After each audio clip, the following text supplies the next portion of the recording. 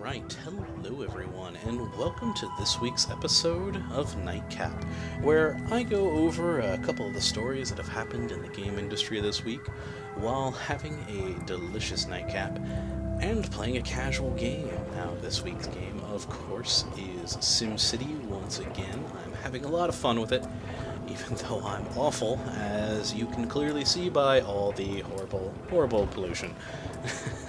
And the nightcap for this episode is a Bandit wine, in particular their Riesling, which I will be featuring on this week's Borderlands Lee's Play, which I have actually done a Bandit wine on there before, and liked it so much I decided to give them another go, and gotta say, I am enjoying their wines. Now, onto the far more important segment of the series, and that's the news. And the first bit of news that we have here is one that, I'll be honest, I kind of have a conflicting opinion on. And the article in question is that a developer says exclusivity deals can help indie games. Now, this article is pertaining to Minority Media's Vander Cabarello saying that Sony really helped them raise awareness for their game Papa and Yao, or Papa and Yo, I'm not entirely sure how to pronounce that, but it does look like an interesting game. I've seen a fair amount of it. I haven't played it personally, but it does look quite interesting. Now, in the article they're saying that if you are an indie developer, that an exclusivity deal can help you because you don't have a whole lot of money to spend on things like advertising, which is very true. And this is where my conflicting opinions on this kind of come in. In regards to exclusivity in general, I hate it. I hate it with a passion. It always just... It cuts at me whenever I see a game that says, oh, Xbox or PlayStation exclusive, blah, blah, blah. It just, to me, it seems stupid. I've never quite understood why a developer would want to limit their potential player base to a single system. Now, yes, of course, these systems on their own have massive install bases, and so you are still having a large pool of potential customers, but it seems odd that you would want to limit it to just a single platform when you could have multiples. Now, I know these companies always have their reasons, but as a gamer it bothers me, especially as a PC gamer, because we definitely get the short end of the stick with games all the time being put on for the PlayStation or Xbox, but never, ever seeing their way to a computer, which bothers me. But, hey, what are you gonna do? But in regards to indie games, I have to say, I'm gonna have to agree with them. As they say in the article, that if you are an indie developer, you probably have zero marketing money, and that if a company comes to you and says, hey, if you make your game an exclusive to us, we'll help you with advertising, what indie company would turn that down when you're scraping by on pennies for your development? If someone's offering you the chance for them to market your game, I'd take it. And so, in my mind, it does make sense in regards to indies, because they do need that help. Now, there are still some things about that. You are an indie, you would want to, again, make sure that as many people as possible see your game. But still, that marketing money is a very, very alluring thing when you are a struggling small developer. And so I can understand that. I can see their point and can even support it, even though still I don't like the idea of an exclusive. When you're a small company and someone offers you that opportunity, well, you take it, and it could mean the life or death of your company if you do or do not take it. And so, you know what? In regards to indies, I don't think I mind exclusivity. If it helps them to survive and make more games, I'm okay with it. Though if you are a multi-million or even multi-billion dollar developer, I don't understand why you do exclusives. But here's the thing, though, and why I'm a little bit conflicted on this article in general. Even though I do kind of agree that exclusivity could be good for indies, I don't think you have a very good spokesperson there in minority media. Now, as I said, their game does look interesting, but I haven't personally played it, and, well, really, they haven't had enough people playing it.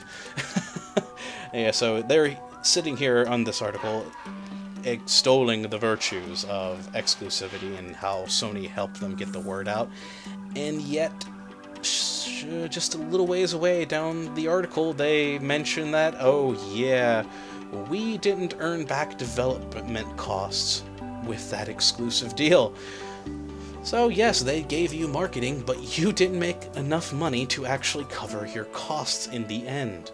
So, you may perhaps not be the best choice for trying to say that exclusive helps you as an indie developer. Now, their exclusivity deal does eventually run up. It is a timed exclusive, and they already have plans on porting it over to the PC and I believe some other platforms in the hopes of finally earning back their development costs. And, oh god, there's a tornado. Oh, my city's going to burn. Oh, god. Well, I'd say that's a fitting end for that segment of the show. So, yes, exclusivity, bad. For indies, could be good, but perhaps get someone else to extol its virtues who was actually successful in that endeavor, not one who couldn't earn back their money.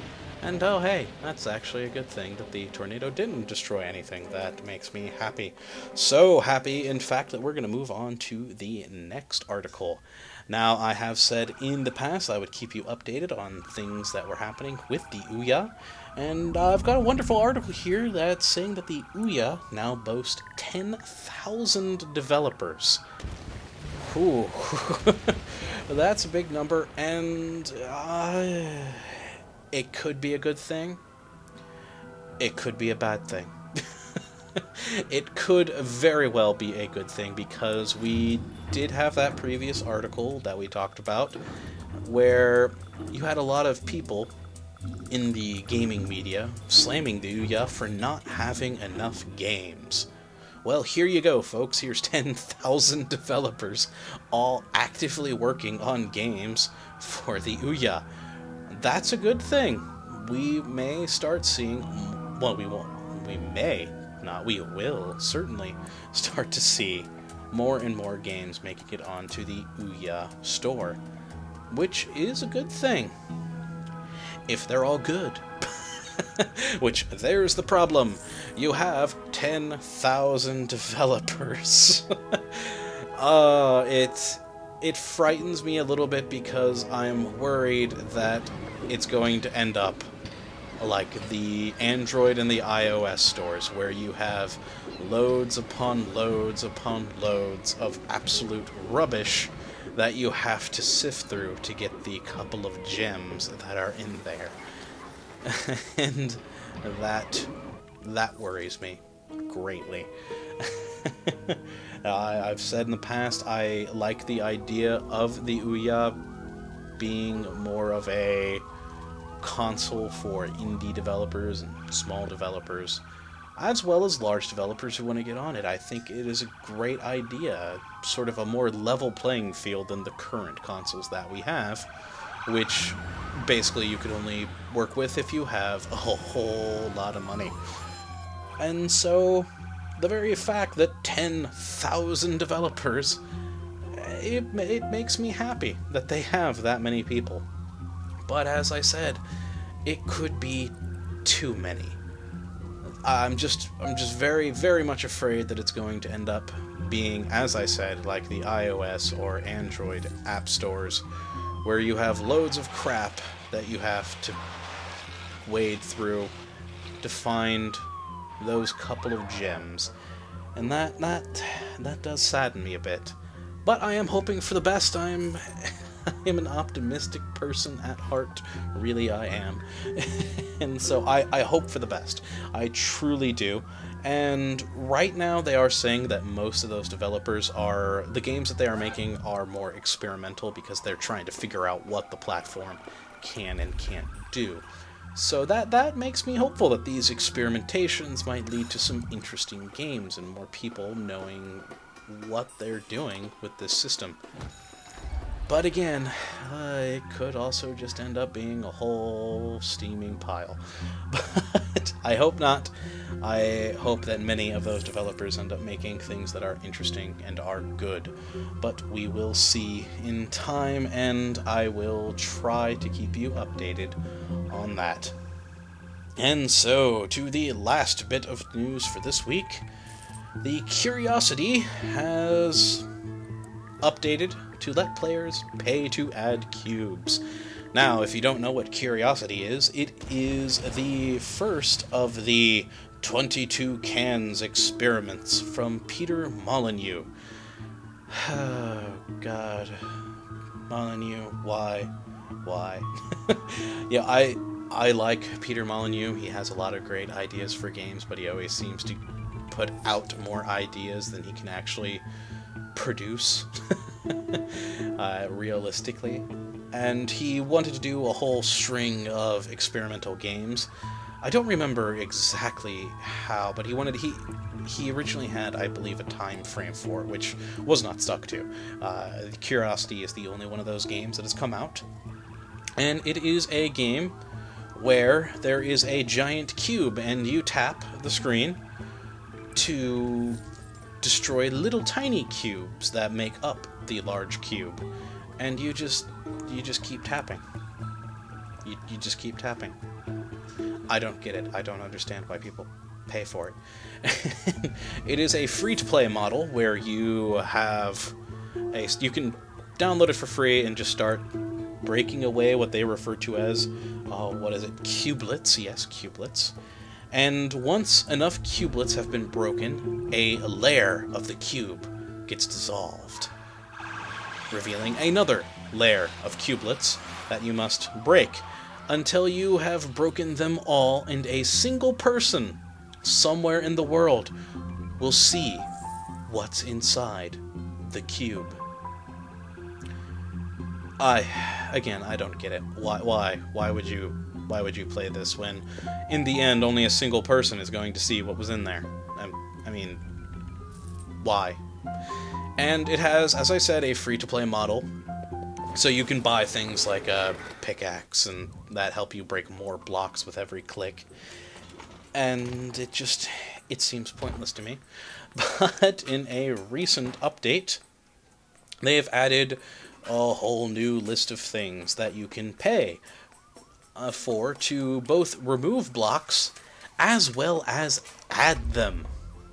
What the crap? So you're catering to trolls now, Okay, wonderful. How it breaks down is you can pay 99 cents to break 10,000 blocks, $6.99 to break 100,000 blocks, or cubelets, sorry, or $10 to break 500,000 cubelets. Okay, and for adding cubelets to the game, it's the reverse, so you pay 99 cents to add 10,000 cubelets. And why? Why would you pay for that? I honestly do not understand it. But apparently, since adding on those additions to the store, 13.7 million cubelets were added to the game, or set to be added, because they will be added to the next layer that comes off of the cube. So yes, 13.7 million cubelets are going to be added, and 4.7 million, or no, sorry, 13.7 million will be taken away. Yes, 13.7 million cubelets will be taken away from the next layer of the cube, and 4.7 million will be added. So it's slowing the process of the inevitable one singular person in the entire world seeing the end to the game. Okay. I know that this is supposed to be some sort of social experiment game, but honestly, it just seems like a exercise in futility. And I think Peter Molyneux is probably laughing at the fact that you have tons of people paying loads of money to break tiny little cubelets. So once again, only a single person will eventually see what is actually inside the cube. I hope so much that that person has some form of recording software or can take a quick picture of the screen when it does, because I bet you 10 to 1 it's just a big FU to everyone who played. It's probably going to be some really, really stupid thing at the end of it all that just makes everyone realize how much of their time they wasted breaking tiny little cubelets to make a giant cube smaller and smaller until it goes away, and paying money to do so. So, yes, that is Nightcap for this week. A little bit of a depressing end, in my opinion at least. You may like Curiosity. Why? But yes, that is it. I hope you all have enjoyed this week's episode, and that you come back for the next. And have a good one.